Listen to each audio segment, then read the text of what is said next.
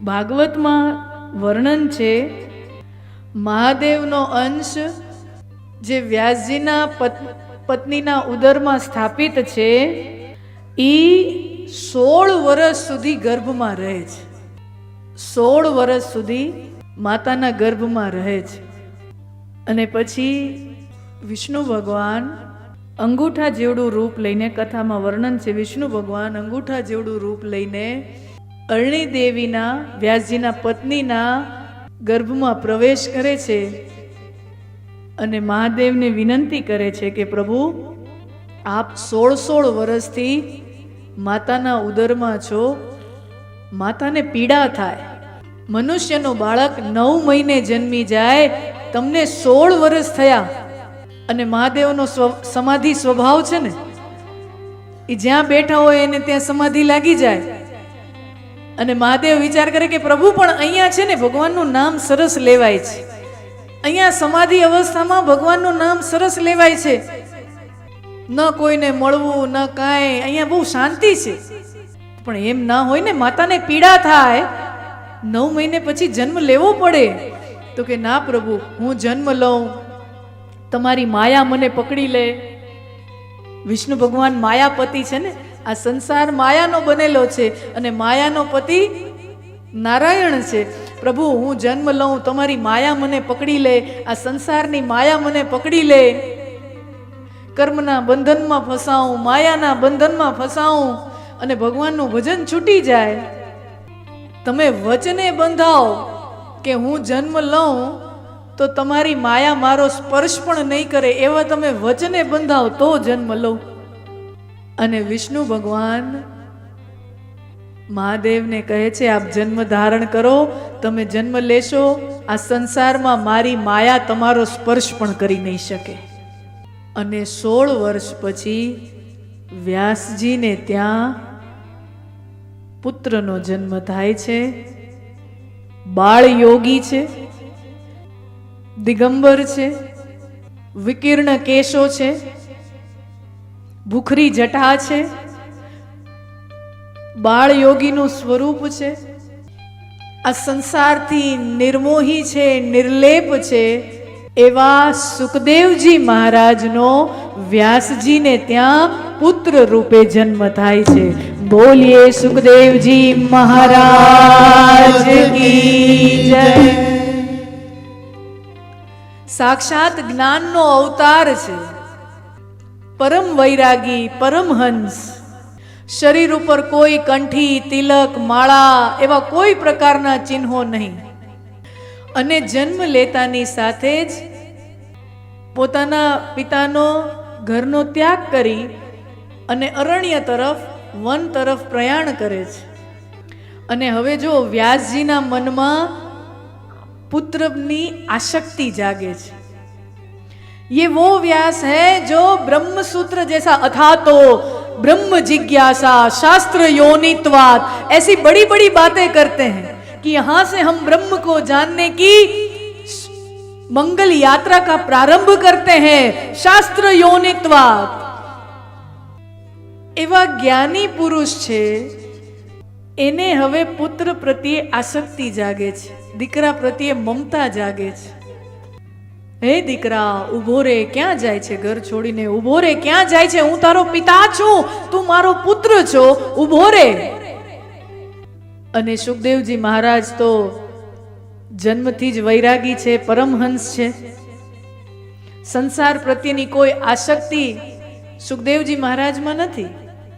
અને સુખદેવજી મહારાજ હવે પોતાના પિતાને કહે છે, વ્યાસજીને કહે છે કે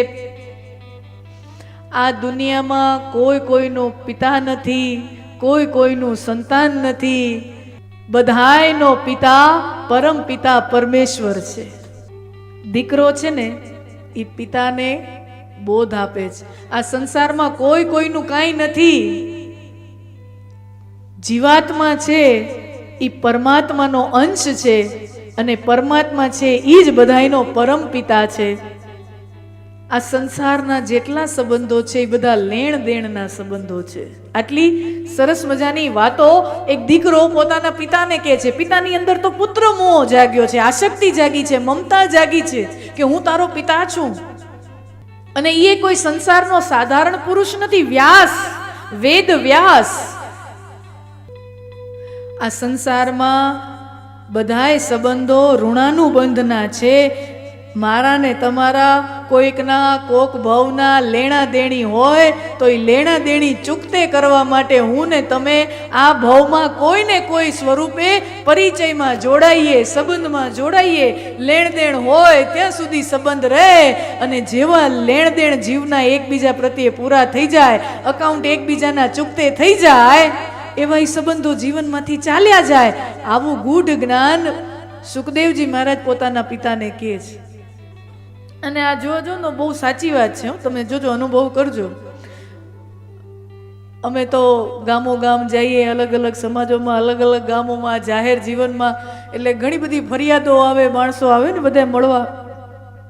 તો ઘણા વડીલો હોય ને એ ફરિયાદ કરતા હોય, અમારા દીકરા અમારું ધ્યાન રાખતા નથી, અમારા દીકરા અમારી સામું જોતા નથી.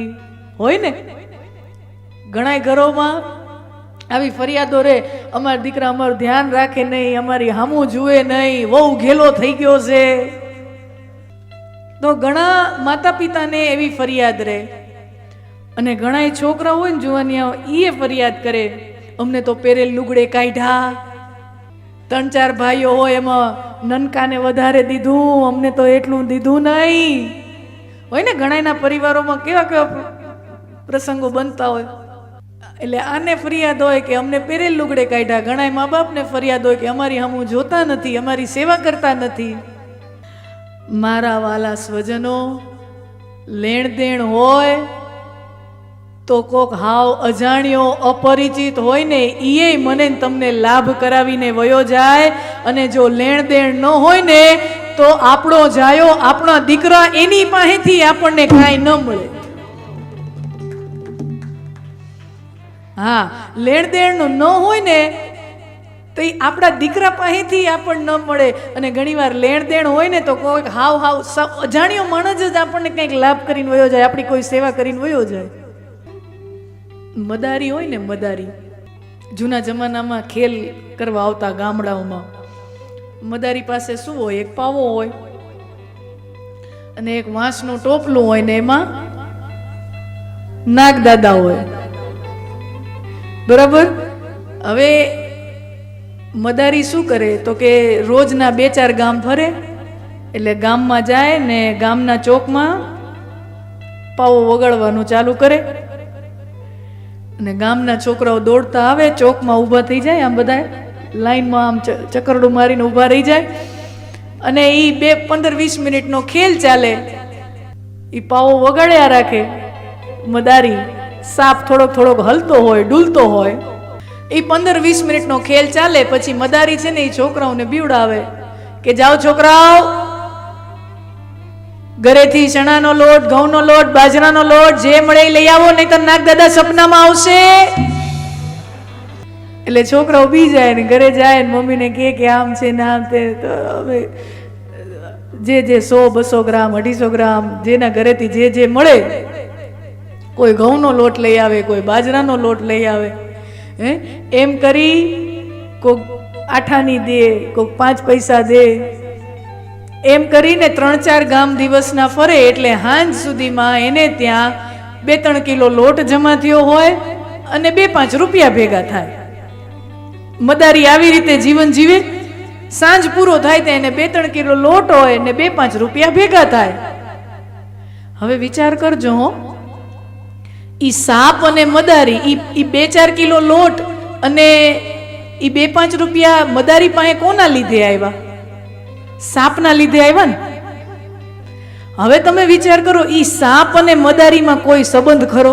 ઈ કઈ બાપ દીકરા છે? હે? ઈ કોઈ બાપ દીકરા છે? કોઈ પણ પ્રકારનો સંબંધ ખરો? કોઈ સંબંધ નથી. પણ ઈ સાપનો જીવાત્મા છે ને, ઈ આ મદારીના જીવાત્માનું કોક ભવમાં કાંક લઈ ગયો હશે ને, એટલે આ ભવમાં કાળો નાગ થઈને પાછું દેવા આવ્યો. ઈ સાપનો જીવાત્મા મદારીનું કોક ભવમાં કાંક ખાઈ ગયો હશે, એટલે ઈ આ ભવમાં કાળો નાગ થઈને પાછું દેવા આવે. મારા વાલા, લેણું હોય ને તો કાળા નાગ પાસેથી એ મળે, અને લેણું ન હોય ને તો આપણા હગા દીકરા પાસેથી એ ન મળે. તમારું અકાઉન્ટ જ જ્યાં ન બોલતું હોય ત્યાં તક મળે શું કામ? આ સંસારમાં કોઈનો કોઈ પ્રત્યે સંબંધ નથી, બધાયનો ઋણાનુબંધનો સંબંધ છે. તમે પુત્ર મોહ રાખો નહીં, તમે આસક્તિ રાખો નહીં. આવું સુખદેવજી મહારાજ વ્યાસ બોધ આપે છે.